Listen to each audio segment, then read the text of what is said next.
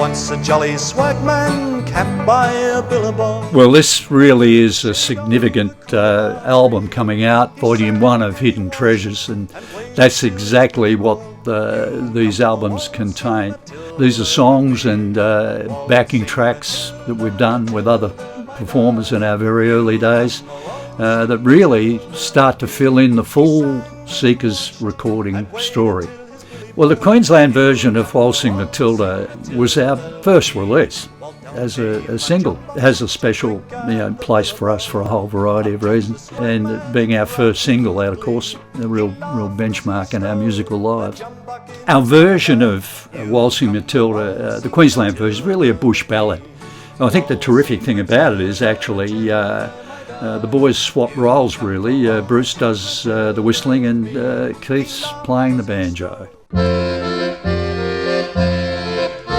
Come all ye young fellows that follow the sea shanties that are on the album were recorded at the ABC studios in Melbourne, and Keith had arranged that for us with one of our friends who was at the ABC, and we wanted to get some airplay of our sound, and whilst we loved them, we never really included them in any of our concerts, mainly because we'd switched into that sort of folk era and sort of come in behind the likes of Peter, Paul and Mary, and in the days of Bob Dylan and others. We'd picked up on the American folk scene probably more than anything else, plus the blues, the Judas jazz orientated background as well. So the sea shanties got left behind, but they are beautiful tracks and terrific to listen to again. If we had our lives all over again, I'm pretty sure that we'd probably have a segment called the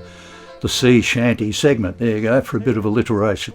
Close the door like a knife, we're staying home tonight. On the morning of that big show at the My Music Bowl, the big concert music for the people, in 1967, we were called to the studios of Channel 7 at 10:30 in the morning just to see what was happening.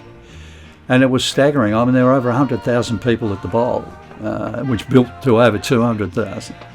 And quite incredible to get to a stage in your hometown when you were regarded so warmly as part of the Australian family. It was great. It was a beautiful feeling, and we sung our hearts out. I mean, the vibe on the day was great. Every time I look at the video, it was great.